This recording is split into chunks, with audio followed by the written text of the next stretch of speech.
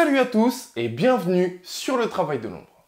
Après ce Nantes OM, j'aurais pu vous parler du choix de Nasser Largué de reconduire le même 11 de départ que face à Nice, ou j'aurais pu vous parler de l'ennui de plus en plus profond que j'ai à regarder nos matchs, ou j'aurais pu également vous parler du nombre assez fou de cartons que l'on a pris, avec pas moins de 70 jaunes et 8 rouges depuis le début de la saison en Ligue 1. Et bien voilà au moins un domaine dans lequel on est premier et de loin. Mais j'ai choisi de m'attarder sur la prise de risque. Au vu de la nouvelle prestation catastrophique de notre équipe, les choix étaient nombreux pour le sujet de mon analyse. Et outre l'incroyable déchet technique, et vraiment je pèse mes mots tant on a été horrible dans ce domaine, je nous ai également trouvé très mauvais dans nos choix, priorisant toujours la sécurité à la prise de risque. Alors, bien évidemment, je vais vous dispenser de toutes ces passes inutiles, de toutes ces fois où on pouvait progresser balle au pied pour au moins fixer un adversaire, de toutes ces prises de balles faites systématiquement vers l'arrière, ou encore de cette absence de mouvement qui permet de se cacher et finalement de ne prendre aucun risque pour vous montrer le plus frappant. Première séquence, dès la 4e minute de jeu. Pape Gueye décroche très bas pour recevoir le ballon et se charger de la relance. Chose très rare, trop rare à mon goût, il va progresser balle au pied jusqu'à venir fixer l'adversaire. Ce qui va lui permettre de trouver une passe très intéressante qui va casser le premier rideau défensif adverse. Mais malheureusement, Enrique ne va pas prendre davantage de risques et faire les mauvais choix. D'abord, dans sa prise de balle, avec ce contrôle orienté vers l'arrière, alors qu'il a l'espace nécessaire pour effectuer un contrôle orienté vers l'avant avec son pied droit, ce qui lui permettait en plus de pivoter dans le meilleur des sens. Puis, dans son analyse de la situation. Puisqu'ici, vous pouvez constater qu'il pouvait se jouer un 2 contre 1. Donc, même sans contrôle orienté, on pouvait imaginer facilement qu'il a la capacité nécessaire tout de même pour réaliser cette passe en une touche de balle. Mais non, ici, il préférera jouer la sécurité en reculant, rendant à néant tout le bon travail effectué en amont. Deuxième exemple, on se trouve dans le dernier quart d'heure du match avec donc ce 1-1 au tableau d'affichage. Et on retrouve le même principe avec cette bonne passe de Rongier qui trouve Gueye derrière le premier rideau défensif et qui donc l'élimine.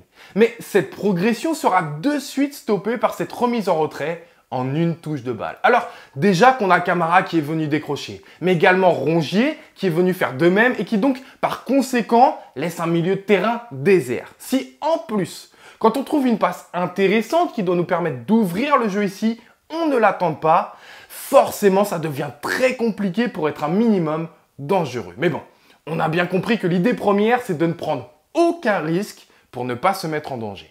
Dans le même esprit, j'ai encore cette action avec cette prise de balle rapide et cette passe appuyée de Payet qui permet de déséquilibrer le bloc adverse dans la largeur. Le contrôle orienté et la passe vers l'avant de Gueye sur Germain qui décroche est tout aussi intéressant, mais c'est à ce moment-là qu'il y a un problème. Valère va jouer le coup de manière logique, presque stéréotypée, sans surprise, en optant pour la largeur sur sa caille. Mais regardez bien, son décrochage va étirer l'espace entre les deux axiaux adverses. Et n'est-ce pas là où ça fait le plus mal ? En plus, Gueye de suite, après sa passe, se propose de manière très intéressante pour justement venir piquer dans cet espace. Et ce n'est pas la seule solution pour cela, puisqu'on peut également envisager assez aisément cette passe sur Rongier qui peut lui aussi attaquer cette zone. Alors oui, le choix de Germain est plutôt bon, mais dans cette situation, ce n'est pas le mieux. Ce n'est pas celui qui fait le plus mal à l'adversaire, mais c'est vrai que c'est certainement le plus sécurisé. Là encore, sur cette phase de jeu, l'idée est la même. Après une bataille pour récupérer le ballon et une récupération plutôt haute et intéressante, la prise de balle de Pape Gueye se fera vers l'arrière et il fera donc une passe en retrait. Alors qu'il me semble qu'avec un contrôle orienté vers l'avant, d'abord, il peut davantage protéger son ballon et donc ne pas subir cette faute qui peut lui faire mal, et ensuite profiter de ce déséquilibre adverse en trouvant cette zone où il y a un 2 contre 1 à jouer.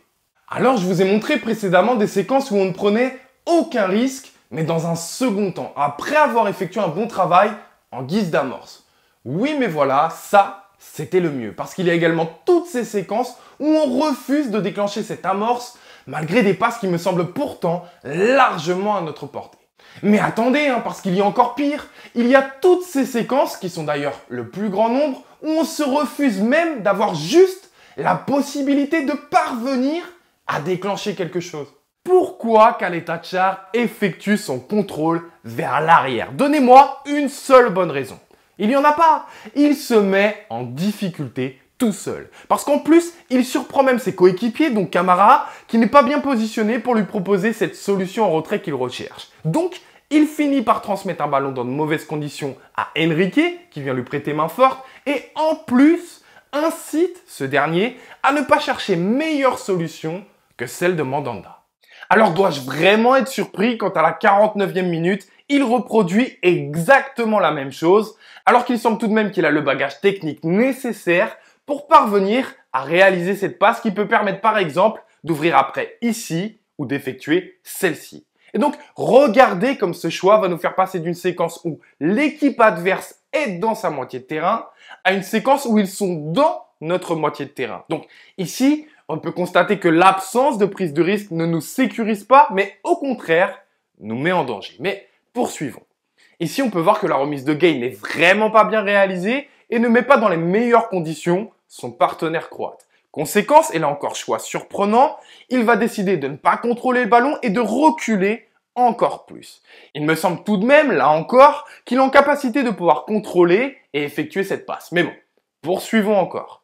Passe sur Mandanda, une nouvelle fois si je chipote, pas très bonne, puisque pas réellement sur son pied droit, et stop.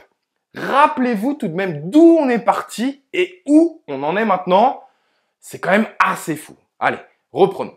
Camara transmet à Rongier et hop, autre constat avec cette fois une absence de risque dans le positionnement. Avec un Alvaro qui ne préférera même pas se déplacer un peu plus haut pour devenir accessible. Conséquence, le pressing nantais se fait plus appuyé, plus oppressant, poussant Alvaro à effectuer cette très mauvaise passe. Ratée parce qu'elle rebondit, ratée parce qu'elle n'est pas sur le pied droit de Steve et à côté de son but, et on se retrouve donc avec cette énorme erreur et ce cadeau offert à l'adversaire. Alors, loin de moi l'envie de dédouaner notre portier qui est bien évidemment le principal fautif, mais n'oubliez pas non plus d'où tout cela part et la somme d'erreurs qui fait qu'on en est arrivé jusque-là. Alors, forcément, l'une des seules fois où on prend des risques, qui reste tout de même très mesuré avec ce contrôle orienté, eh bien, on parvient à créer du danger. C'est donc on ne peut plus simple. L'absence de prise de risque nous rend stériles. Pire, elle nous met en danger. En jouant de cette manière, on est clairement dans le refus d'obstacles. Voilà, je vous dis à très vite sur le travail de l'ombre et allez l'OM.